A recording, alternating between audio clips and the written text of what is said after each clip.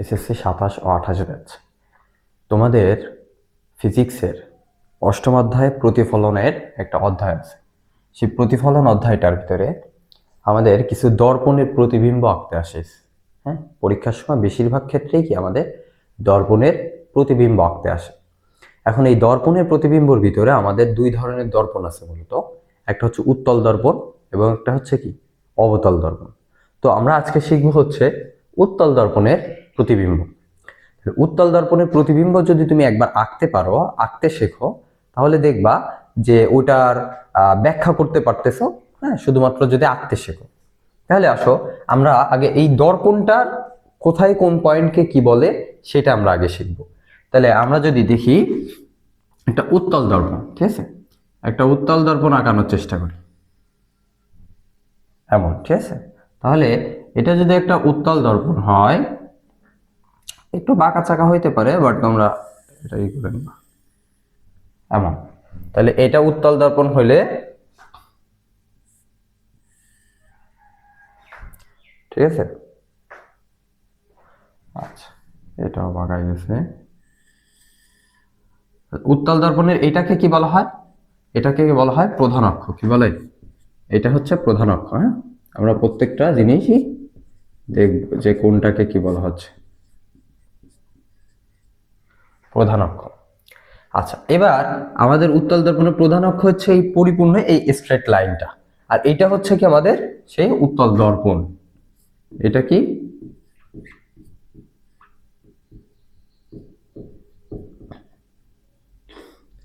সে উত্তল দর্পণ।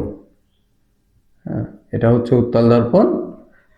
উত্তল দর্পণটা দেখো, এই উত্তল দর্পণটা হচ্ছে কি একটা গোলকের অংশ বিশেষ, ঠিক আছে। আমরা যদি চিন্তা করি একটা গোলকের অংশ বিশেষ হয় কিনা একটা উত্তল দর্পণ, এই উত্তল দর্পণটা হচ্ছে কি, দেখো এই যে এই গোলকটার অংশ বিশেষ কিনা। এই গোলকটার কেন্দ্র কোথায় থাকতে পারে? এরকম একটা পয়েন্টে থাকতে পারে গোলকটার কেন্দ্র। এই গোলকটার যে কেন্দ্র সেটাকে বলা হয় কি? হ্যাঁ, এই গোলকটার যে কেন্দ্র, সেই গোলকটার কেন্দ্রকে বলা হয় বক্রতার কেন্দ্র। মানে আমরা এটা কিন্তু চিন্তা করে নিচ্ছি, এটা একটা গোলকের অংশ বিশেষ ছিল। এই উত্তল দর্পণটা, এই যে একটা উত্তল ভাবে দর্পণ আছে, হ্যাঁ, এই দর্পণটা যে গোলকের অংশ বিশেষ, সেই গোলকটার কেন্দ্রকে কি বলা হচ্ছে? আমাদের বক্রতার কেন্দ্র বলা হচ্ছে। হ্যাঁ, এটা কিন্তু আমাদের একটা গোলকের অংশ বিশেষ ছিল। আমি জাস্ট একটু এটা তোমার দেখাই দিলাম যে যে গোলকের অংশ বিশেষ, তার কেন্দ্রটাকে বলবে কি? বক্রতার কেন্দ্র।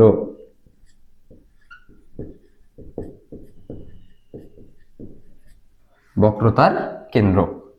আচ্ছা, এবার এই বক্রতার কেন্দ্র আর এই দেখো এই প্রধান অক্ষটা, এই যে এইটা যে প্রধান অক্ষ, স্ট্রেট লাইনের এই অক্ষটা যেটা প্রধান অক্ষ ছিল, এই প্রধান অক্ষটা দর্পণকে যে বিন্দুতে ছেদ করে, দেখো এই দর্পণের এই পয়েন্ট থেকে কি এই প্রধান অক্ষটা চলে গেছে না? তাহলে এই বিন্দুতে কি করতেছে? দর্পণটা ছেদ করতেছে। কিন্তু তাহলে এই বিন্দুতে যখন দর্পণটা ছেদ করবে, তখন সেটাকে কি বলবে? তখন সেই এই পয়েন্টটাকে কি বলতেছে? এই পয়েন্টটাকে বলতেছে মেরু বিন্দু। কি বলে? এটাকে বলে মেরু বিন্দু। মেরু বিন্দু, ঠিক আছে। এবার আসো এই মেরু বিন্দু আর এই প্রধান বক্রতার কেন্দ্রের মাঝামাঝি একদম এই যে দূরত্বটা, এই দূরত্বটাকে মাঝামাঝি ভাগ করলে ওইখানে যে মাঝামাঝি যে পয়েন্টটা নিবা, সেই পয়েন্টে যে পয়েন্ট আসে সেটাকে বলা হয় কি আমাদের ফোকাস বিন্দু। দেখো এর মাঝামাঝি যেটা একদম মাঝামাঝি, ঠিক আছে, এই মাঝামাঝিটাকে বলা হয় ফোকাস বিন্দু। এটাকে বড় হাতের এফ দিয়ে প্রকাশ করা হচ্ছে। এখন এই ফোকাস বিন্দুকে বড় হাতের এফ দিয়ে প্রকাশ করে, আর এই মেরু বিন্দু আর এই ফোকাস বিন্দুর মাঝখানে যে দূরত্বটা, এই যে যে দূরত্বটা, এই দূরত্বটাকে বলা হয় ফোকাস দূরত্ব।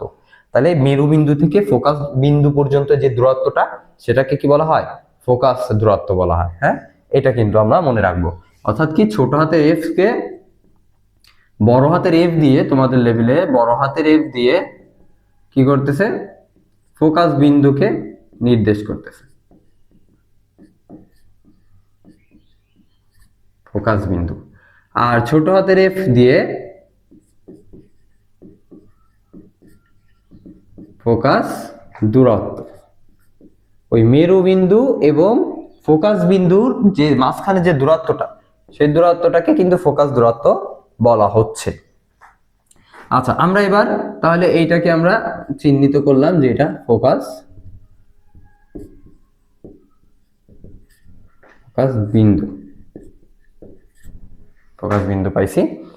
এখন আসো, যদি আমরা এবার এটা আমাদের পরিচিতি মোটামুটি হয়ে গেছে। এখন এই পাশে এটা কিন্তু একটা দর্পণ থাকলে এই দর্পণের পেছন সাইডে কি থাকবে, এই যে এটা মনে করো এখানে সে প্রলেপটা লাগানো আছে, একটা প্রলেপ থাকে না, আমাদের প্রত্যেকটা আয়নার পেছনে দেখবা বিভিন্ন ধাতুর প্রলেপ দেওয়া থাকে কিনা, ধাতুর সংকর ধাতুর একটা প্রলেপ দেওয়া থাকে, যার কারণে কি আমরা আয়নাটায় আমাদের প্রতিচ্ছবি দেখতে পাই, তাই না?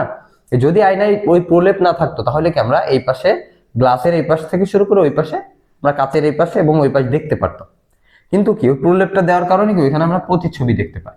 তাহলে এবার চিন্তা করো, এখানে যদি কোথাও একটা পয়েন্টে তুমি যদি একটা বস্তু নাও, কি নাও, বস্তু নিবা, হ্যাঁ, মনে করো এটা সেই বস্তু নিছো, কি নিছো, বস্তু নিলাম। এখন এই বস্তুটা, হ্যাঁ, এই বস্তুটা আমাদের কি প্রতিচ্ছবি তৈরি করবে, এটা কি তাহলে এটা আমাদের বস্তু,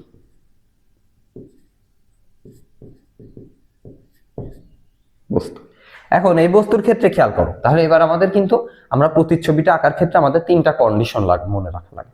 এক তো প্রথমত আমরা এইটা জানি যে যদি প্রধান অক্ষ বরাবর কোনো আলোক রশ্মি আপতিত হয় বা আলোক রশ্মি যায়, তাহলে সেই অক্ষ দিয়েই কি আলোক রশ্মিটা ফেরত আসবে। তাহলে আমরা যদি কখনো আলোক রশ্মি এই দিক থেকে যাইতো, আলোক রশ্মি কি এই দিকে ফেরত আসবে, তাই না? আলোক রশ্মি যে দিক থেকে যাচ্ছে প্রধান অক্ষ বরাবর যে আলোক রশ্মি যাবে, সে আলোক রশ্মি কি হচ্ছে আমাদের সেম দিকে ফেরত আসবে। এখন আসো আমরা নিচ দিয়ে এই বস্তুটার একদম নিচে অর্থাৎ পাদবিন্দু বা পার যে বিন্দুটা যেখানে লাগানো আছে সেই পাদবিন্দু থেকে যে রশ্মিটা একটা রশ্মি নিব। এখন এই বস্তুটাই কিন্তু হাজার হাজার রশ্মি এই বস্তুটা থেকে যায় এই দর্পণের পরে পতিত হবে। হ্যাঁ, এরকম হাজার হাজার রশ্মি আছে, ঠিক আছে? হাজার হাজার রশ্মির ভিতর থেকে আমরা তো সব রশ্মি নিব না, সব রশ্মি নিলে কি আমরা সেই প্রতিচ্ছবি ঠিকঠাক আঁকতে পারবো? আঁকতে পারবো না, কিজিমিজি হয়ে যায়, তাই না, এক কথা। তাহলে এবার আসো আমরা কি করতে পারি, দেখো এই যে মাথা, একদম মাথার যে বিন্দুটা সেইখান থেকে একটা আলোক রশ্মি পতিত করবো, সেইখান থেকে একটা আলোক রশ্মি পড়বে এই যে এই দর্পণটার পরে পতিত হইল। এটা কি কি বলবে, এই যে এটা যে পড়লো এটাকে বলতেছে প্রধান অক্ষের সমান্তরাল একটা আলোক রশ্মি ফেলাবো। কি ফেলাবো? প্রধান অক্ষের সমান্তরাল একটা আলোক রশ্মি। সমান্তরাল জিনিসটা কি, একটা সরল রেখা যদি এইভাবে যাইতেই থাকে তাহলে আরো একটা সরল রেখাও কি হবে, এই নিচ দিয়ে যাইতেই থাকবে, মানে কোনোভাবেই কি এটা কখনো মিলিত হবে না। এটা ওই যে রেলের পাত, যেটা রেল পাত যেটা থাকে সে রেল পাতের মতো, মানে একটা এইভাবে যাইতে থাকলে আর একটা ওইভাবে যাইতেই থাকবে, কখনো মিলিত হবে না, ঠিক আছে? তাহলে এইটা সেই সমান্তরাল, মনে করো আমাদের প্রধান অক্ষের সমান্তরাল একটা আলোক রশ্মি পতিত হলো। এখন প্রধান অক্ষের সমান্তরাল যে আলোক রশ্মিটা পতিত হয় সেইটার কাহিনী কি, সেইটা হচ্ছে আমাদের বক্রতার হয় প্রধান ফোকাস দিয়ে যাবে অথবা দেখে মনে হবে কি প্রধান ফোকাস থেকেই ফেরত আসতেছে। তাহলে এটা কিভাবে বুঝবা, দেখো এই পাশে তো আমাদের দর্পণ রয়েছে, এটা তো দর্পণ, এই আলো তো আর এইখানে এখানে ভেদ করে চলে যাইতে পারবে না। এই আলো কি হবে, মানে এই আলোটা আর কি তোমার এইদিকে কোনো দিকে এই দিকে চলে যাবে, তাই তো? কারণ কি এটা দেখো এই দর্পণটা এদিকে কিছুটা বাঁকা, হ্যাঁ, এইদিকে কিছুটা বাঁকা, তাহলে এই দর্পণের আলো এখানে পড়লে আলোটা কিছুটা এই দিকে বাঁকায় কোথাও এই পাশে কোথাও পড়বে। তাহলে আমরা যদি এখন আমাদের এটা মনে রাখতে হবে যে যেখানেই পড়ুক না কেন আর যেখানে যেদিকে যাক না কেন, দেখে যেন মনে হয় যে এটা কি, যদি আঁকানো শিখতে চাও তাহলে দেখে যেন মনে হয় এটা প্রধান ফোকাস থেকেই আসতেছে, ঠিক আছে? দেখে যেন মনে হয় কি এটা প্রধান ফোকাস থেকে আসতেছে। মনে করো আমি এটা প্রধান ফোকাসটা আঁকায় নিলাম, তাহলে এইবার এই দিকে একদম স্ট্রেট লাইন বরাবর এই দিকে চলে গেল, তাহলে আলোক রশ্মি এই দিক থেকে এই যে আসতেছে আর এই যে চলে গেল, ঠিক আছে? তাহলে আমাদের কি, আমাদের হচ্ছে দেখে মনে হবে যেন এটা প্রধান মানে ফোকাস বিন্দু থেকেই কি আলোক রশ্মিটা আসতেছে। এবার যদি আমরা আরো একটা আলোক রশ্মি, সেটা হচ্ছে কি খারাপ ভাবে বা যেটাকে বলা হয় যে তোমার এই একদম উপরের বিন্দু থেকে, ঠিক আছে, এই বিন্দুটা থেকে আমাদের কেন্দ্রগামী একটা আলোক রশ্মি যদি পতিত হয়, কেন্দ্রগামী এই অর্থটা তোমাদের বইতেও যদি তোমরা পড়তে যাও দেখবা এই লাইনটা পাবা যে এই আলোক রশ্মি যদি কেন্দ্রগামী আলোক রশ্মি হয়, ঠিক আছে? তাহলে কেন্দ্রগামী আলোক রশ্মি বলতে কি এই আলোক রশ্মিটা কি এই কেন্দ্র এইটা না, ওই যে বক্রতার কেন্দ্রগামী যদি কোনো আলোক রশ্মি হয়, তাহলে বক্রতার কেন্দ্র বলতে কি এই দেখো একদম এই সোজা যাবে, তাই তো? তাহলে আমরা মনে করো এমন এইভাবে টানবো, ঠিক আছে। আগে আমি এইভাবে টানে নিই, যে মনে করো এই বক্রতার কেন্দ্র দিয়ে আমাদের যাইতা, হ্যাঁ। তাহলে এই বক্রতার কেন্দ্রগামী যদি কোনো আলোক রশ্মি, অর্থাৎ কেন্দ্রগামী যদি কোনো আলোক রশ্মি যায়, পতিত হয়, তাহলে সেই আলোক রশ্মি কি সেই একই দিকে ফেরত আসে। অর্থাৎ এই আলোক রশ্মি এখানে পড়বে এবং এই দর্পণটার পরে পড়ে কি হবে, আবার একই দিকে ফেরত আসতেছে। কিন্তু দেখে মনে হবে কি ওই কেন্দ্রগামী কেন্দ্রের দিক থেকে কি আলোক রশ্মিটা ফেরত আসতেছে, ঠিক আছে। কিন্তু কি এই দেখো, এই যে তাহলে আমাদের কি এই কেন্দ্রগুলা, এই যে কেন্দ্রগামী আলোক রশ্মিটা যাবে,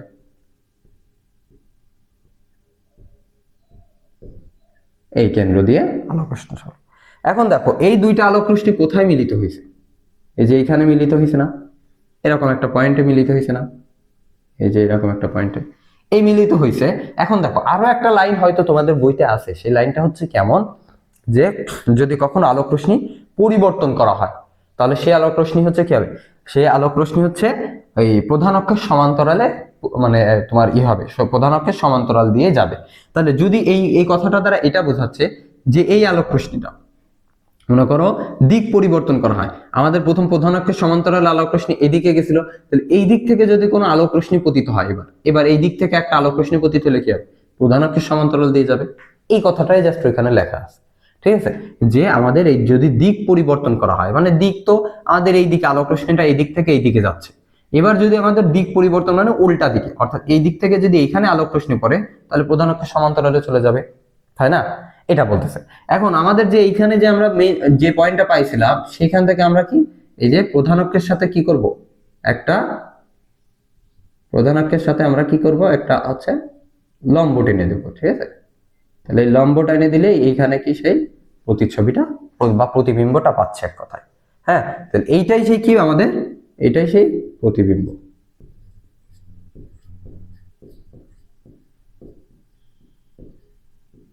এটাই সেই প্রতিবিম্ব, হ্যাঁ। তাহলে এই প্রতিবিম্ব পাইলাম, দেখো আমাদের এইটা কিন্তু সেই উত্তল দর্পণের ক্ষেত্রে প্রতিবিম্ব আঁকানো হয়ে গেল। তাহলে তোমাদের আমি আবার একবার বলতেছি, সেটা হচ্ছে কি, আমরা একটা দর্পণ নিব, সেটা হচ্ছে একটা গোলকের অংশ বিশেষ ছিল, একটা দর্পণ তো গোলকের থেকে আসে, গোলীয় দর্পণ যেহেতু, তাই একটা গোলকের অংশ বিশেষ। এইটা আমরা একটা একদম স্ট্রেট লাইন সোজা বরাবর একটা অক্ষ টানবো, একটা রেখা, সরল রেখা, এটাকে বলবে কি প্রধান অক্ষ। এটাকে বলতেছে প্রধান অক্ষ, ঠিক আছে, এটাকে বলতেছে প্রধান অক্ষ। এবার এই প্রধান অক্ষটা এই দর্পণকে যে বিন্দুতে ছেদ করে, মানে যে বিন্দুটা দিয়ে যাবে, সেই বিন্দুটাকে বলবে কি এই যে মেরুবিন্দু, ঠিক আছে, এই মেরুবিন্দু বলবে। আর ওই যে দর্পণের গোলক, মানে যে গোলকের অংশ বিশেষ ছিল, ওইটা কি সেই গোলকের যে কেন্দ্রটা, সেটাকে বলা হয় বক্রতার কেন্দ্র, ঠিক আছে, সেটাকে বলা হয় কি বক্রতার কেন্দ্র। এখন এই বক্রতার কেন্দ্র আর এই যে মেরুবিন্দু, এই মেরুবিন্দুর মাঝামাঝিই থাকে একদম ফোকাস বিন্দু, এটা মনে রাখবা। সে তোমাদের বইতে চিত্র আঁকাইতে হয়তো ফোকাস বিন্দু এই পাশে বা ওই পাশে যে কোনো একটু এদিক সেদিক হইতেই পারে, বাট এটা মনে করবো ওইটা ওদের চিত্র আঁকানো ভুল, তোমার একদম মাঝামাঝি পয়েন্টে কি থাকবে, ফোকাস বিন্দুটা থাকবে। তাহলে এই ফোকাস বিন্দু হচ্ছে এইটা, বড় হাতের এফ দিয়ে প্রকাশ করা হচ্ছে, একদম মাঝামাঝি। এখন এই ফোকাস বিন্দু এই পর্যন্ত আমাদের হয়েছে। এখন এখানে আমরা একটা বস্তু নিব, যে কোনো এক জায়গায় বস্তু নিব। উত্তল দর্পণের ক্ষেত্রে তোমাদের একটাই, 9-10 এর ক্ষেত্রে তোমাদের কি একটাই প্রতিবিম্ব আসে। তাহলে এই উত্তল দর্পণের ক্ষেত্রে আমরা যে কোনো এক জায়গায় বস্তুটা নিচ্ছি, নিলে কি হবে এটা মনে রাখো। এবার প্রধান অক্ষের সমান্তরাল একটা সরল রেখা দিচ্ছি। একটা প্রথমে নিতে পারো এটা, যে পাদবিন্দু থেকে যে আলোক রশ্মি, অর্থাৎ প্রধান অক্ষগামী যে একটা আলোক রশ্মি যাবে, সেই আলোক রশ্মি কি আবার সে একই দিকে ফেরত আসবে। তাহলে এই যে আলোক রশ্মি গেল এবং এই আলোক রশ্মি এই যে ফেরত আসলো, ঠিক আছে, আলোক রশ্মি এই ফেরত আসলো। এখন এই প্রধান অক্ষের সমান্তরালও একটা আলোক রশ্মি নিব একদম মাথার পয়েন্ট থেকে, হ্যাঁ, বস্তুর একদম মাথা বরাবর। তাহলে আলোক রশ্মিটা নিলে এখানে পতিত হয়ে দেখো এইদিকে চলে গেল, কিন্তু এটা একটা পরিমাপ করে নিতে হবে, না হলে কিন্তু চিত্র ঠিকঠাক আঁকাইতে পারবে না। সেটা হচ্ছে কি, দেখে যেন মনে হয় যে আলোক রশ্মিটা এই ফোকাস বিন্দু থেকে আসতেছে। তাহলে দেখো আমরা এই আলোক রশ্মিটা এই দিক থেকে এইদিকে চলে গেল, আর এই পেছনে টানলে যেন ফোকাস বিন্দুতে মিলিত হয়। তাহলে এই যে পেছনের এই বিন্দুটা এই টানলে যেন আমাদের কি তোমার ফোকাস বিন্দুতে, ঠিক আছে, মিলিত হয়। তাহলে এই ফোকাস বিন্দুতে মিলিত হইলো। আর একটা হচ্ছে কি, এবার একটা লাইনে থাকবে কেন্দ্রগামী কোনো আলোক রশ্মি গেলে, কেন্দ্রগামী কোনো আলোক রশ্মি গেলে সেই দিকেই ফেরত আসে, একই দিকে ফেরত আসবে এক কথা আলোক রশ্মি। তাহলে কেন্দ্রগামী বলতে কি, দেখো ওই বক্রতার কেন্দ্র সোজাসুজি যদি একটা আলোক রশ্মি পড়ে, তাহলে বক্রতার কেন্দ্র সোজাসুজি আলোক রশ্মিটা এদিকে পড়ছে এবং এটা একই দিকে ফেরত আসতেছে। তাহলে এইটাই বলতেছে সেই কেন্দ্রগামী আলোক রশ্মি। আরো একটা লাইন তোমাদের বইতে লেখা আছে যে যদি দিক পরিবর্তন করা হয়, আলোক রশ্মির দিক পরিবর্তন করা হয়, তাহলে প্রধান অক্ষের সমান্তরালে যাবে আলোক রশ্মি। সেটা কি? এই দেখো, প্রধান অক্ষের সমান্তরালে আলোক রশ্মিটা গেছিল এই যে উপরেরটা, যে এইদিকে চলে গেছিল। এখন যদি আমরা এটা এই দিক থেকে যাই, এইদিকে চলে গেছে, আর যদি দিক পরিবর্তন করা হয় যে আলোক রশ্মির এই দিক থেকে আসবে, তাহলে কোথায় যাবে? প্রধান অক্ষের সমান্তরালে যাবে আলোক রশ্মি। এই সেই তিনটা পয়েন্ট, যে মেইন তিনটা পয়েন্ট। এখন এই তিনটা পয়েন্টে পরে আমরা এই দুইটা আলোক রশ্মি, তো দেখো এই দুইটা আলোক রশ্মির ভিতরে একটা আলোক রশ্মি এই যে এইখান থেকে এই দিকে চলে যাচ্ছে, একদম এইভাবে চলেই যাইতে থাকবে। আর একটা আলোক রশ্মি এই দিক থেকে এসে এই দিকে চলে যেতে থাকবে। এই দুইটা আলোক রশ্মি কখনো সারা জীবনও কি মিলিত হবে না, কেউ কারোর সাথে মিলিত হবে। তাহলে কি করতে হবে? তাহলে আমাদের এই পেছনের দিকটা, হ্যাঁ, এই যে দিকটা আমরা পেছনের দিকটা, এটা আমরা যে টানছিলাম, এইটা যাই দেখতে হবে যে কোথায় মিলিত হয়। ঠিক আছে? সেই মিলিত হওয়া যে পয়েন্টটা, সেইখান থেকে আমরা প্রধান অক্ষ বরাবর একটা হচ্ছে কি লম্ব টানবো, প্রধান অক্ষের সাথে একটা লম্ব টানবো। এই যে এটা আমরা একটা লম্ব টানছি, ঠিক আছে? এই যে এটা একটা লম্ব টানছি। তাহলে লম্ব টানলে কি হচ্ছে? ওই যে জিনিসটা, সেইটাই হচ্ছে কি আমাদের প্রতিবিম্ব হচ্ছে। ঠিক আছে? তাহলে এটা আমরা প্রতিবিম্ব পেলাম। এবং প্রতিবিম্ব কোথায় পেলাম? দেখো, এই মেরু বিন্দু এবং ফোকাস বিন্দুর মাঝামাঝি প্রতিবিম্বটা পাইলাম। ঠিক আছে? তাহলে আমরা কি কি পাই? দেখো, এখানে আমাদের কিছু পয়েন্ট থাকতে পারে যে আমরা এখান থেকে কি কি পাচ্ছি। এক নম্বর পয়েন্ট, হ্যাঁ, এক নম্বর পয়েন্ট হচ্ছে কি, প্রতিবিম্বটা দেখো, বস্তু যেখানেই নাও না কেন, বস্তু নিলে প্রতিবিম্ব কোথায় হবে? ফোকাস এবং কি মেরু বিন্দুর মাঝামাঝি হবে। এটা তোমাদের লেভেলে, কিন্তু 9-10 এর ক্ষেত্রে বস্তু যেখানে নিলে প্রতিবিম্বটা, এই উত্তল দর্পণের ক্ষেত্রে কি ফোকাস বিন্দু এবং কি এই ফোকাস বিন্দু এবং মেরু বিন্দুর মাঝামাঝি প্রতিবিম্বটা তৈরি হচ্ছে। তাহলে মেরু বিন্দু, প্রতিবিম্ব,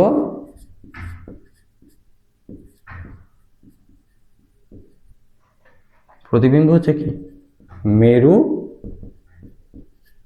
মেরু হচ্ছে কি ফোকাস বিন্দু, ফোকাস বিন্দুর মাঝামাঝি।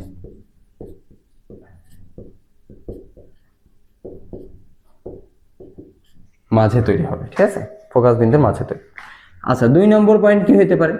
2 নম্বর পয়েন্ট হইতে পারে, দেখো আমরা কি পাচ্ছি, এই যে বস্তুটা, এই বস্তুটা থেকে কি প্রতিবিম্বটা কি ছোট না? তাহলে প্রতিবিম্ব হচ্ছে কি, প্রতিবিম্ব হচ্ছে আমাদের, প্রতিবিম্ব হচ্ছে কি খাটো বা খর্বিত, বা যেটাই বলো না কেন, খাটো বা ছোট। প্রতিবিম্বটা কি পাচ্ছি আমরা?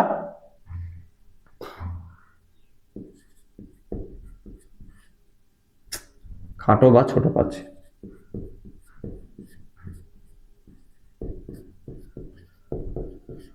খাটো বা ছোট পাইলাম, হ্যাঁ, প্রতিবিম্বটা। আরো কি পাই? 3 নম্বর পয়েন্ট দেখো, 3 নম্বর পয়েন্টটা পাচ্ছি কি আমরা, এই দেখো বস্তুটা এই উপরের দিকে আছে, প্রতিবিম্বটাও কি উপরের দিকে আছে, তাই না? তাহলে কি প্রতিবিম্ব সোজা না উল্টা? সোজা না একই দিকে আছে না? যদি প্রতিবিম্বটা এরকম নিচের দিকে তৈরি হইতো কোথাও, তাহলে নিচের দিকে তৈরি হলে তখন এটাকে বলতাম আমরা উল্টা। তাহলে প্রতিবিম্বটা হচ্ছে কি আমাদের, প্রতিবিম্বটা হচ্ছে কি সোজা, সোজা তৈরি হলো প্রতিবিম্ব। হ্যাঁ, আরো একটা জিনিস আছে, সেটা হচ্ছে কি 4 নম্বর পয়েন্টটা কি হইতে পারে? তাহলে আমাদের 4 নম্বর পয়েন্টটা হইতে পারে যে প্রতিবিম্বটা হচ্ছে কি বাস্তব না অবাস্তব প্রতিবিম্ব তৈরি করছে, এইটা। ঠিক আছে? এই মোট 4টা পয়েন্টে আমাদের মেইন পয়েন্ট, যে প্রতিবিম্বটা কোথায় তৈরি হয়েছে, প্রতিবিম্ব খাটো না লম্বা, হ্যাঁ, প্রতিবিম্বটা বস্তুর থেকে খাটো বা লম্বা এটা, অথবা হচ্ছে কি প্রতিবিম্বটা সোজা না উল্টা, অথবা হচ্ছে কি বাস্তব না অবাস্তব প্রতিবিম্ব। এখন এটা মনে রাখবা যে যেই পাশে আমাদের বস্তুটা আছে ঠিক একই পাশে যদি প্রতিবিম্বটা তৈরি হইতো, তাহলে সেটাকে আমরা বাস্তব প্রতিবিম্ব বলতাম। কেন? কারণ আমরা তো দর্পণ আঁকতেছি, তাই না? এটা তো আমরা দর্পণ আঁকতেছি, তো দর্পণের ক্ষেত্রে তো প্রতিচ্ছবিটা একই পাশে হওয়ার কথা ছিল, তাহলে আমাদের অন্য পাশে হচ্ছে, এই জন্য কি আমাদের প্রতিবিম্বটা কি হচ্ছে অবাস্তব প্রতিবিম্ব। এই প্রতিবিম্ব, প্রতিবিম্ব হচ্ছে কি অবাস্তব, এই প্রতিবিম্বটা হচ্ছে অবাস্তব প্রতিবিম্ব তৈরি করতেছে। ঠিক আছে? এই প্রতিবিম্ব অবাস্তব প্রতিবিম্ব। তাহলে আমাদের এই যে অবাস্তব প্রতিবিম্ব সোজা, খাটো, আর হচ্ছে কি মেরু ও ফোকাস বিন্দুর মাঝে তৈরি হয়। এইটাই ছিল আমাদের উত্তল দর্পণের প্রতিবিম্ব। ইনশাআল্লাহ আমরা পরে নেক্সট দিন অবতল দর্পণের প্রতিবিম্ব তোমাদের এঁকে দেখাবো।